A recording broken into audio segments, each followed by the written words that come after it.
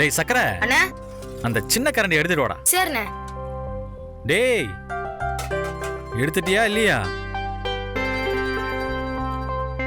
அண்ணா இந்தாங்கண்ணே. டப்பு டப்புன்னு வேலையை முடிப்போம்டா. அண்ணா என்னண்ணா ஆச்சு இன்னைக்கு? இன்னைக்கு ரொம்ப சந்தோஷமா இருக்கீங்க. நான் கரண்டியா லேட்டா தானே எடுத்துட்டு வந்தேன். நீங்க சிரிச்சிட்டு இருக்கீங்க. ஆமால்ல, நீ லேட்டா எடுத்துட்டு வந்தா சுறுசுறுப்பா எடுத்துட்டு வாடான்னு சொல்லுவேன். மறந்துட்டேன்ல, அடுத்த தடவை சொல்றேன். என்ன இவருக்கு என்னமோ ஆயிடுச்சு. என்னன்னே தெரியல சக்கர, மனசு ரொம்ப சந்தோஷமா இருக்கு. ஓ அப்படின்னா அண்ணி இப்ப வருவாங்கன்னு நினைக்கிறேன். என்னடா சொல்ற? நிஜமா தானே சொல்றேன். நீங்க இவ்வளவு சந்தோஷமா இருந்தா அண்ணி வருவாங்க. என்ன பாருங்களேன். வந்தா சரிதான்.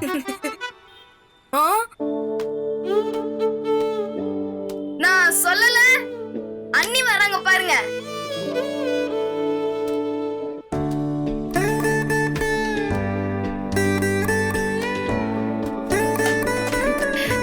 என்னங்க ஸ்வீட் போட போறீங்களா? ஆமா அண்ணி, ஜிலேபி போட போறாரு. ஓ டேய் எங்கிட்ட தானே கேட்டாங்க, நீ என்ன பதில் சொல்ற? தப்புதானே? தப்புதான்.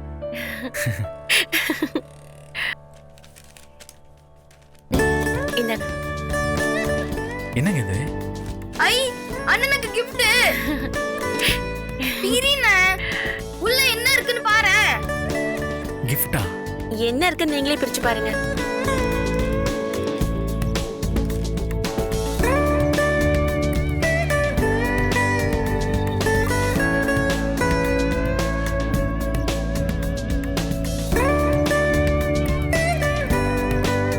இது என்னங்க இது? இது கிளவுஸ் தான் உங்க கைக்கு.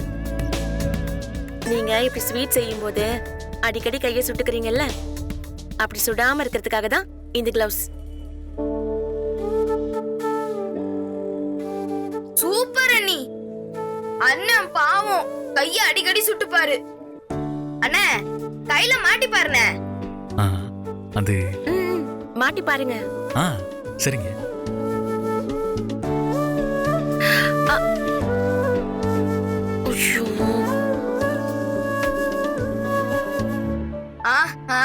எனக்கு புரிஞ்சு போச்சு. என்னடா? அண்ணி முதல்ல நீங்களே மாட்டி விடுங்களேன். அதுதானே அண்ணன் எதிர்பார்க்கிறாரு.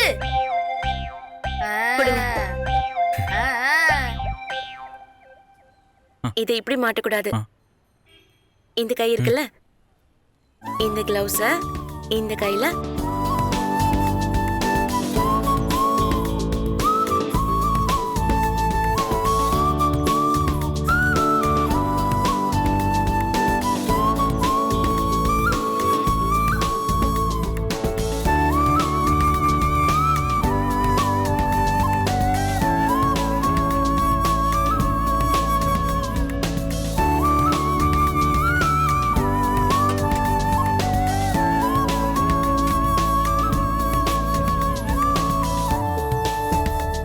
ஏங்க சமாங்க. ஆனா இந்த கரண்டி பிடிக்கதாங்க ஒரு மாதிரியா இருக்கு. அது ஃபர்ஸ்ட் டைம் போட்டு வேலை செய்றீங்கல்ல, போக போக பழகிடும்.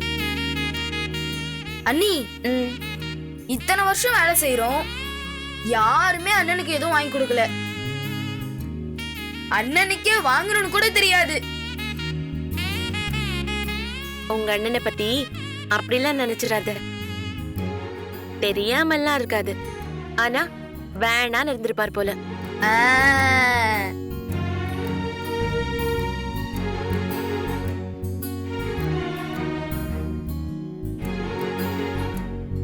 இவரு ரொம்ப சந்தோஷமா இருக்காரு. இப்ப ஐபிஎஸ் கனவை பத்தி பேசினா நிச்சயமா புரிஞ்சுக்கிட்டு ஹெல்ப் பண்ணுவாரு.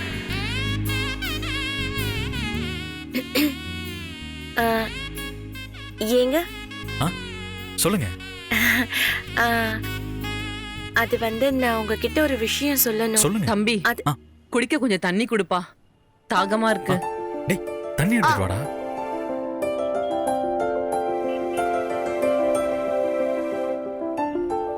என்ன வெயில தாங்கவே முடியல, எரியுது, தாங்கவே முடியல. இந்தாங்க தண்ணி குடிங்க. மேடம் உள்ள வேணா கொஞ்ச நேரம் உட்காருங்க. வாங்க. ரொம்ப நேரமா நிக்கிறீங்க போல. உட்காருங்க. ஆமாப்பா, என்ன பண்றது? பரவாயில்ல, நான் அங்கேயே நின்னுக்கிறேன். 2 நிமிஷம் ஆள் இல்லைன்னா இஷ்டத்துக்கு போயிட்டு வர ஆரம்பிச்சிருவாங்க. அவங்க ஒழுங்கா இருக்கணும்னு நினைச்சாலே இங்க எல்லாமே சரியா நடக்கும். போலீஸ் இல்லனா ரூல்ஸ் ஃபாலோ பண்ண வேண்டான்னு இவங்களும் ஒரு புது ரூல்ஸ் வச்சிருக்காங்க. ஆமாமா. சரி, பாத்ரூம் ஏதாச்சும் இருக்குங்களா? ரொம்ப நேரமா நானும் சுத்தி சுத்தி பாக்குறேன், எங்க இருக்குன்னே தெரியல.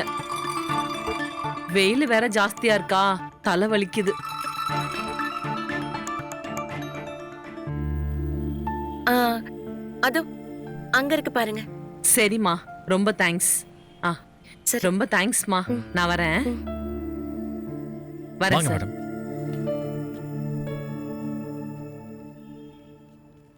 ஏங்க பாவம் இல்லைங்க, எவ்வளவு நேரம் இப்படியே நின்னுட்டே இருப்பாங்க சொல்லுங்க. இவ்வளவு நேரம் நின்னுகிட்டே இருந்தா கால்லாம் எப்படி உளைச்சலா இருக்கும். இதுல இந்த கஷ்டம் வேற. நமக்காக தான், மக்களுக்காக தான் இவ்ளோ கஷ்டப்படுறாங்க. யாரோ ஒருத்தர் 2 பேர் பண்ற தப்ப வச்சுக்கிட்டு நாம ஈஸியா போலீஸ குறை சொல்லிடுறோம். எப்படியா நீ சாப்பிடுவாங்க? அவங்க வரும்போது எந்த பையும் எடுத்துட்டு வரலையே, நான் பார்த்தேனே. வீட்ல இருந்து வரும்போதே கொண்டு வர வாய்ப்பு இருக்கு.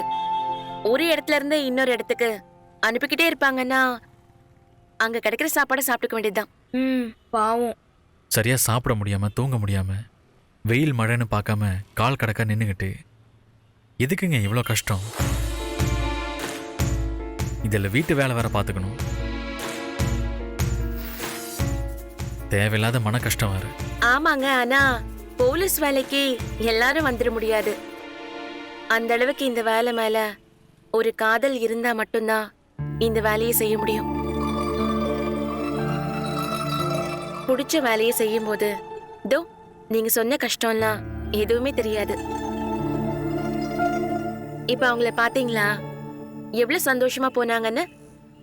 கஷ்டம் எந்த வேலையில தான் இல்ல சொல்லுங்க. எல்லாம் சரிதாங்க. ஆனா நான் இந்த வேலையை இத்தனை மணிக்கு ஆரம்பிச்சு இத்தனை மணிக்கு முடிச்சுட்டு வீட்டில் போய் குடும்பத்தோட சந்தோஷமா இருக்கேன்ல. ஏதாச்சும் ஒரு நல்ல நாள்னா எல்லாரோடையும் சேர்ந்து கொண்டாடுறோம். ஆனா இந்த வேலை அப்படி இல்லை இல்லைங்க, சொல்லுங்க. வேலை முடிஞ்சதுன்னு வீட்டில் போயிருந்தா கூட திடீர்னு கிளம்பி போக வேண்டியிருக்கும். ஏதாச்சும் இந்த கலவரெல்லாம் வந்துச்சுன்னு வைங்க, இவங்க நிலைமையை பத்தி வீட்டில் இருக்கிறவங்க எல்லாருக்குமே ஒரே கவலையா இருக்கும். நம்ம வீட்டு பொண்ணுங்களுக்கெல்லாம் இந்த மாதிரி வேலையெல்லாம் செட் ஆகாதுங்க. மனுஷன் உழைச்சு சம்பாதிக்கிறதே நிம்மதியா சாப்பிட்டு நல்லா நிம்மதியா தூங்கி இந்த மாதிரி குடும்பத்தோட சந்தோஷமா இருக்கிறதுக்காக தான். இந்த மாதிரி வேலையெல்லாம் பார்த்தா அதெல்லாம் இருக்காது இல்லை. அவங்க பாவம் ஏதோ ஆசையால வேலைக்கு சேர்ந்துட்டாங்க. இப்ப விடவும் முடியாம உடம்பாலையும் கஷ்டம், மனசுக்கும் நிம்மதி இருக்காது இல்லைங்க. இந்த போலீஸ் வேலைக்கு பொண்ணுங்களை அனுப்புறத என்னால நினைச்சு கூட பார்க்க முடியலங்க. ரொம்ப பாவம்.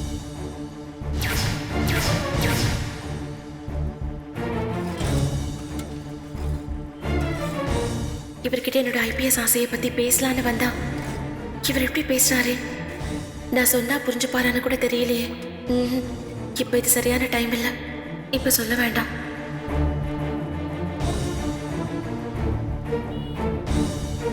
என்னங்க அமைதியாயிட்டீங்க? ஒண்ணும் இல்லைங்க, வீட்டுல அத்தை என்னை தேடுவாங்க, நான் அப்படியே கிளம்புறேன். இருங்க நான் வரேங்க.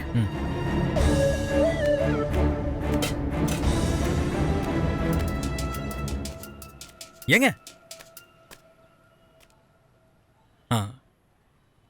நல்லா இருக்கு,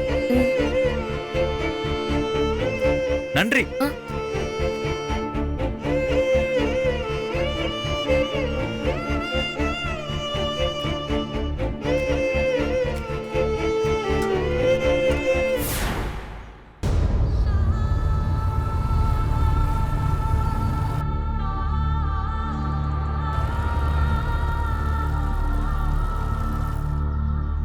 இது நம்ம பாஸ்கர் தானே? இவங்க என்ன பண்றான்? ஒரு அட்டன்ஸ் போடுவோம்.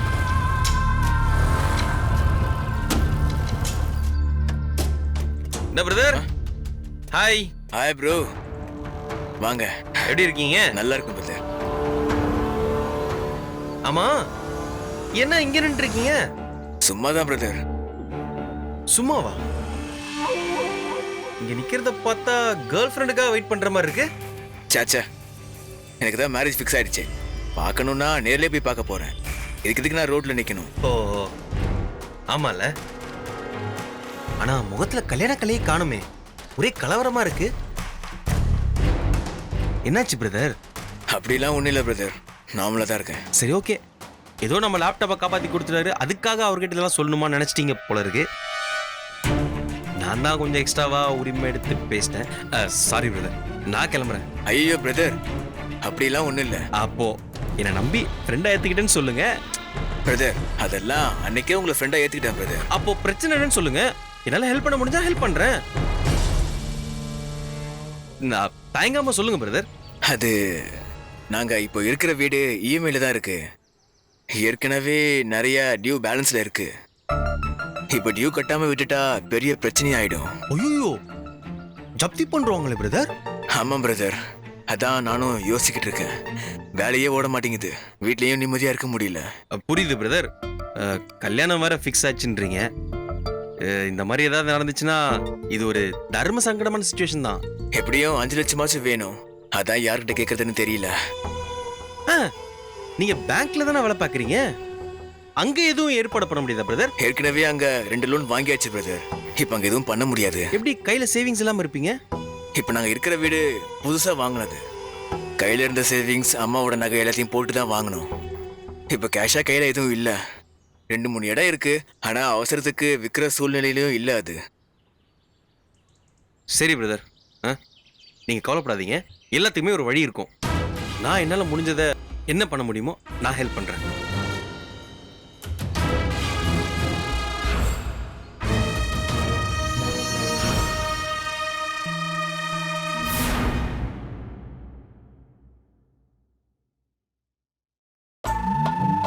எவ்வளவு நேரமா வெயிட் பண்றேன்.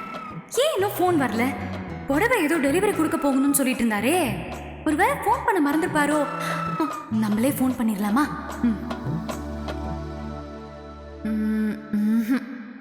வேண்டாம், இன்னும் ஒரு 5 நிமிஷம் வெயிட் பண்ணி பார்க்கலாம்.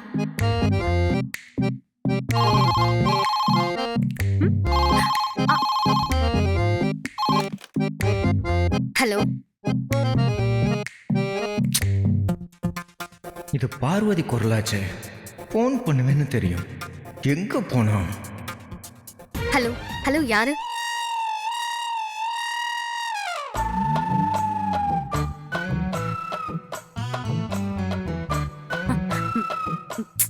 யாருன்னே தெரியல. யாரு பார்வதி? பேசினா தானே யாருன்னு தெரியும்.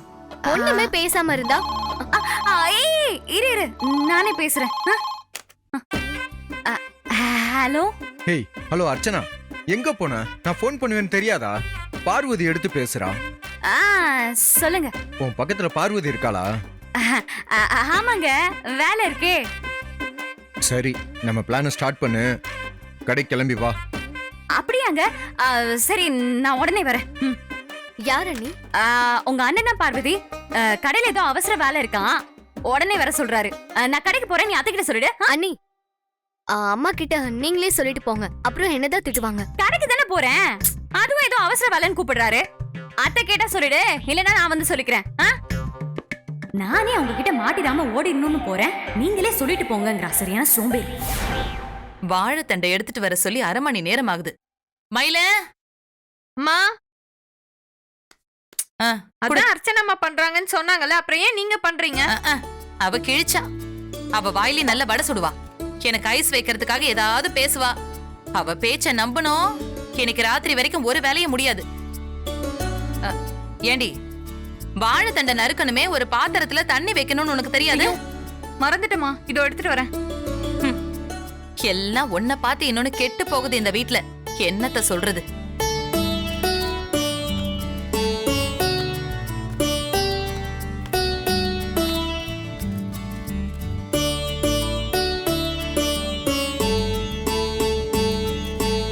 என்ன சந்தியா, இவ்ளோ இருக்கு? ஆமா அத்தை, லிஸ்ட்ல இருந்ததே இவ்ளோ வந்துருச்சு. நீங்க சொன்னீங்கன்னு சொன்னேன். அண்ணாச்சி 30 ரூபாய் குறைச்சுக்கிட்டாரு. அதெல்லாம் நேர்மையான மனுஷன். போன வாட்டி வாங்கின புளியில ஒரே ஓடு. இப்ப எப்படி இருக்கு? எல்லாம் கரெக்டா தான் இருக்கு அத்தை. ஆ, பிரிச்சு பார்க்க முடியல. வெளியில இருந்து பார்க்கும்போது நல்லா தான் இருந்துச்சு. ஆ. பிரிச்சு பார்த்தாதான் தெரியும் லட்சணம். மயில அம்மா.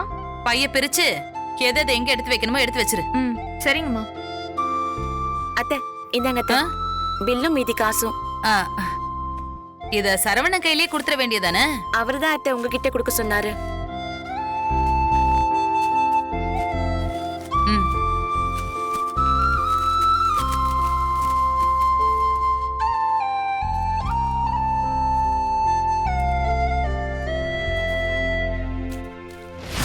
என்ன காசு குறையுது?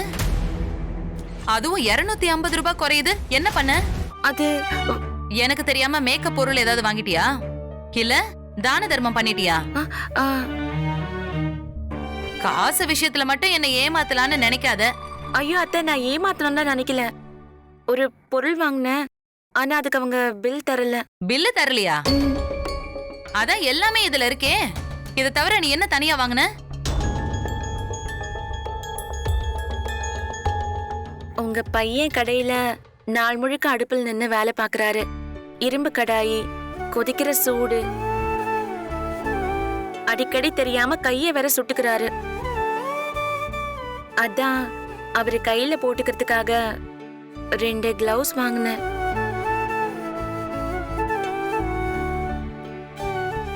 அந்த கிளவுஸ் போட்டுக்கிட்டு வேலை பார்த்தா தெரியாம பட்டா கூட பெருசா காயம் எதுவுமே இருக்காது. பாதுகாப்பா இருக்கும். நானும் அவர்கிட்ட வாங்குங்க வாங்குங்கன்னு எவ்வளவு தூரம் சொல்லி பார்த்தேன். ஆனா அவரு வாங்குற மாதிரி தெரியல அத்தை. அதான் நானே வாங்கி இப்ப வர வழியில கடையில கொடுத்துட்டு வரேன்.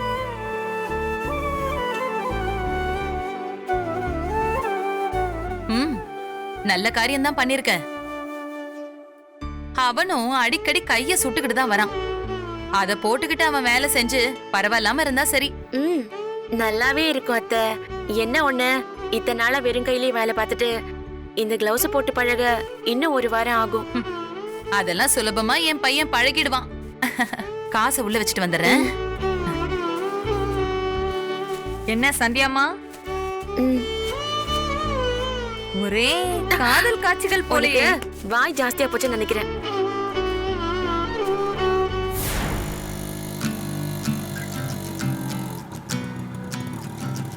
டேய், அண்ணா. அவங்க பாதி பணம் தான் கொடுத்துருக்காங்க. ஆ, மீதி பணத்தை சாயந்தரம் கொடுக்குறேன்னு இருக்காங்க. சரிண்ணே. நான் மறந்தாலும் நீ ஞாபகப்படுத்து. நான் ஞாபகப்படுத்துறேண்ணே. ஆனா நீ மறக்க மாட்டேனே. ஆஹா. உன் மூளை கம்ப்யூட்டர் மாதிரி ஆ. எல்லாத்தையும் சேமிச்சு வைக்கும். கரெக்டா ஞாபகப்படுத்திரும். ம். என்னடா இப்படி ஐஸ் வைக்கிற? ஐயோ நெசமா தான் சொல்றேன். நீங்க எப்பவும் ஞாபகப்படுத்துன்னு சொல்லுவீங்க. அது நான் உங்ககிட்ட சொல்றதுக்கு முன்னாடி அது உங்களுக்கே ஞாபகம் வந்துரும். எனக்கு கம்ப்யூட்டர்னு சொன்ன உடனே தான் ஞாபகம் வருது. ஆ, உனக்கு ஸ்கூல் திறந்துருவாங்க போல இருக்கேடா. ஆமாண்ணே. அதே ஏன்டா இப்படி சலிச்சுக்கிற? ரொம்ப நாள் கழிச்சு ஸ்கூல் திறக்க போறாங்கல்ல, அதை நினைச்சாதான் ஒரு மாதிரியா இருக்கு. நல்லது தானடா. இங்க பாரு, படிப்பு தான் ரொம்ப முக்கியம். ம்? என்னடா சிரிக்கிற? நீங்களும் அப்படியே அண்ணி மாதிரியே சொல்றீங்கண்ணே. அதனாலதான் சிரிச்சேன். அண்ணே, ம். நான் ஸ்கூலுக்கு போனதும் சாயங்காலமா கடைக்கு வரட்டுமா? அப்புறம் எப்படா படிப்ப? வீட்ல எனக்கு யாருன்னு சொல்லி கொடுக்க ஆள் இருக்கா? அண்ணி சொல்லி கொடுக்கறது சூப்பரா புரியுதுண்ணே. ம். நான் நிறைய மார்க் வாங்குவேன்ல. அதான் நான் சந்தியா அண்ணி கிட்ட படிக்க வரட்டுமா? இதெல்லாம் ஒரு கேள்வியாடா? நீ எப்ப வேணா வந்து படிச்சுக்கோ. ஆ, சரிண்ணே.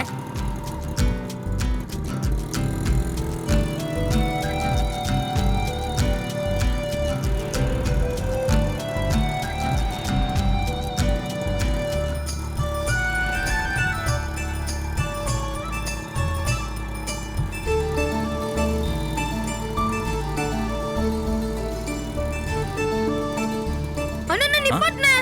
என்னடா?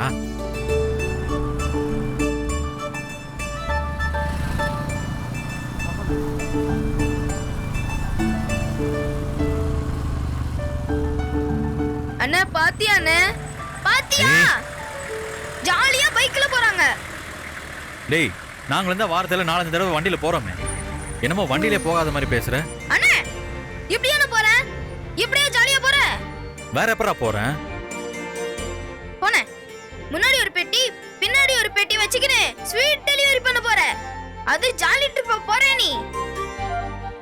எந்த வேலையும் இல்லாம நீங்களும் அண்ணியும் ஜாலியா ஊரை சுத்தி பாருங்கன்னு சொல்றேன். நீங்களும் இருக்கீங்களே. டேய் இறங்கடா முதல்ல. ஏன்னா இறங்கடா முதல்ல. இறங்கடா.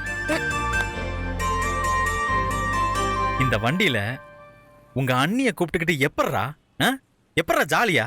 நீங்க தான் வண்டியை மாத்த சொன்னா மாத்த மாட்டேன்றீங்களே. சின்ன பிள்ளைங்க தான் அடம் பிடிப்பாங்க. நான் சொல்ற பேச்ச கேக்குறேன்.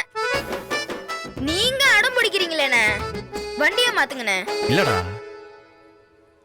வண்டியும் பாவம் தாங்காது இல்ல. இது நிறைய உழைச்சிருச்சு. பேசாம இதுக்கு ரெஸ்ட் கொடுத்துட்டு புது வண்டி வாங்கணும்னு நினைக்கிறேன். அப்ப அந்த புது பைக்ல நீங்களும் அண்ணியும் ஜாலியா ஊர் சுத்துவீங்க.